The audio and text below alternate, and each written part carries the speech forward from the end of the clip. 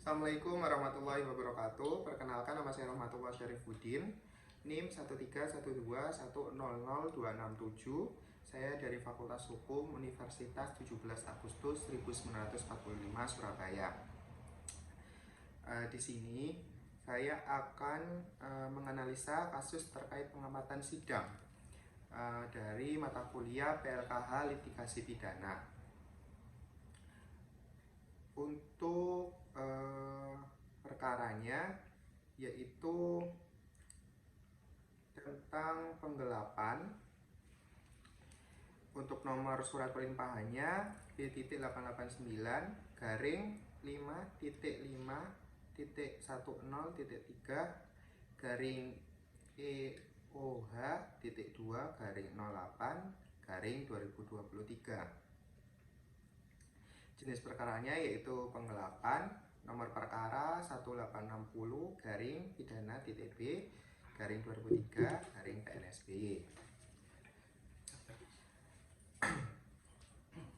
Analisis sidang pidana tentang penggelapan itu melibatkan pemahaman mendalam tentang perjalanan kasus tersebut. Beberapa aspek yang umumnya dianalisis dalam sidang pidana kasus penggelapan yaitu meliputi yang pertama, yaitu adalah dakwaan dan fakta kasus. Sidang dimulai dengan penyajian dakwaan yang merinci tindakan penggelapan yang diduga terjadi, termasuk fakta-fakta terkait seperti waktu, tempat, dan nilai yang digelapkan. Lalu yang kedua yaitu bukti-bukti. Bukti fisik, saksi, dokumen, atau rekaman elektronik dipresentasikan untuk mendukung atau membantah dakwaan. Pengacara dari kedua belah pihak akan mencoba meyakinkan pengadilan tentang keabsahan bukti tersebut. Lalu yang ketiga, identifikasi terdakwa. Penting untuk memastikan bahwa terdakwa adalah orang yang benar-benar terlibat dalam tindakan penggelapan. Ini dapat melibatkan bukti identifikasi seperti rekaman CCTV atau kesaksian saksi. Lalu yang keempat, kesaksian saksi. Kesaksian saksi dapat menjadi faktor penentu. Pengadilan akan menilai kredibilitas dan relevansi kesaksian saksi untuk menilai apakah terdakwa bersalah atau tidak. Lalu yang kelima, hukuman yang berlaku. Pengacara akan merujuk pada undang-undang yang relevan dan presiden hukum dalam argumen mereka. Mereka akan mencoba membuktikan apakah tindakan terdakwa sesuai dengan definisi penggelapan menurut hukum yang berlaku. Lalu yang terakhir yaitu hukuman. Jika terdakwa dinyatakan bersalah, pengadilan akan memutuskan hukuman yang sesuai, termasuk denda atau hukuman penjara. Harap diingat bahwa hasil sidang pidana tentang penggelapan akan sangat bergantung pada bukti dan argumentasi yang disajikan di pengadilan, serta peraturan hukum yang berlaku di yurisdiksi tertentu.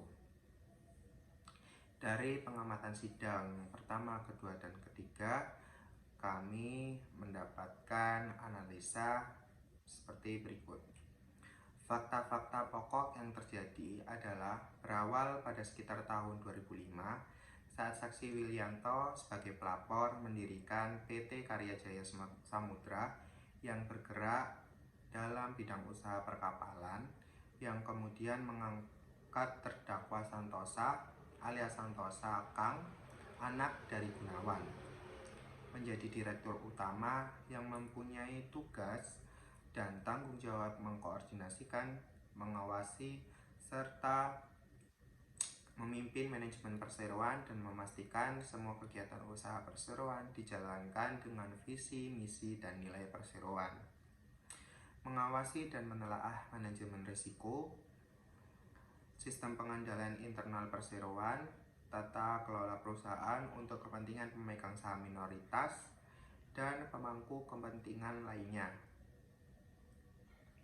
Lalu yaitu tugasnya kepatuhan terhadap peraturan yang berlaku serta memimpin direksi, sumber daya manusia, teknik komunikasi perusahaan, audit internal, Teknologi Informasi dan Komunikasi, Proses Bisnis, dan Departemen Pengembangan Bisnis dengan alamat kantor di Jalan Dupak nomor 61, Blok B21, Surabaya.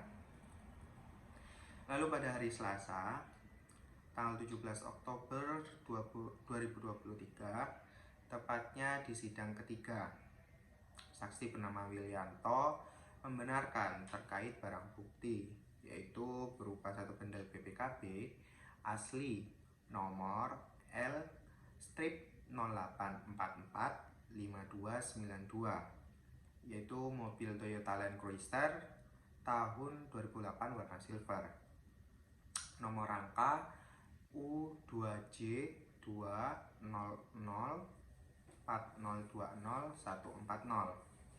nomor mesinnya yaitu 2U 2195214 dengan nomor polisi B23HR atas nama PT Karya Jaya Samudra. Lalu satu bendel BPKB asli nomor L strip 0135 4820 N untuk mobil Mazda tahun 2009 warna Highlight Silver, nomor rangka MM6NY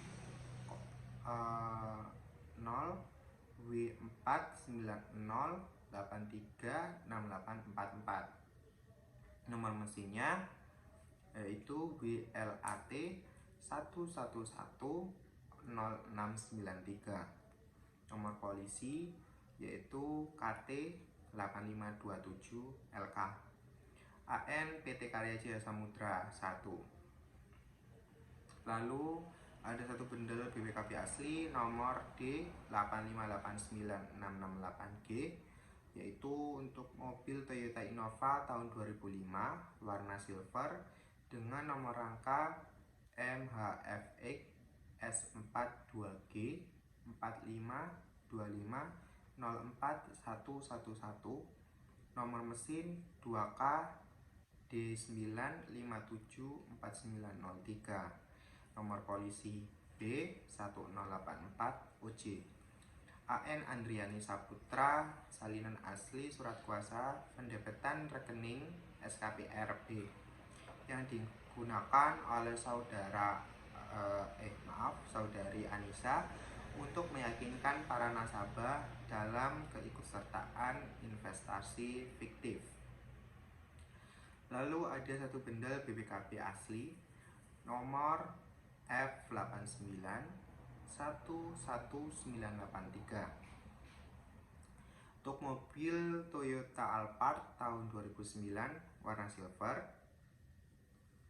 nomor rangka ANH208029385, nomor mesin 2A ZC 520967, nomor polisi B23 BSU atas nama Bunga Nurlaila Mertasari.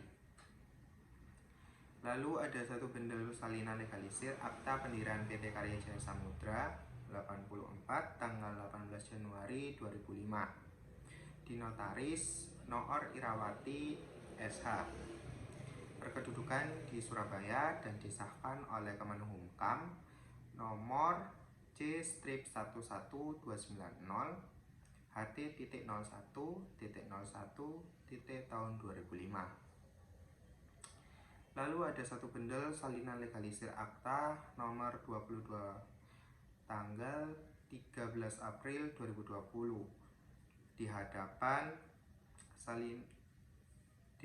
notaris Agnes Ninik Mutiara Wijaya SH, berkedudukan di Surabaya, tentang berita acara rapat umum pemegang saham luar biasa perseroan terbatas PT Karya Jaya Samudra. Lalu ada satu bendel salinan legalisir akta nomor 83 tanggal 14 Desember 2021 di hadapan notaris Anita Anggawijaya SH, berkedudukan di Surabaya, tentang berita acara rapat umum pemegang saham luar biasa perseroan terbatas PT Karya Jaya Samudra.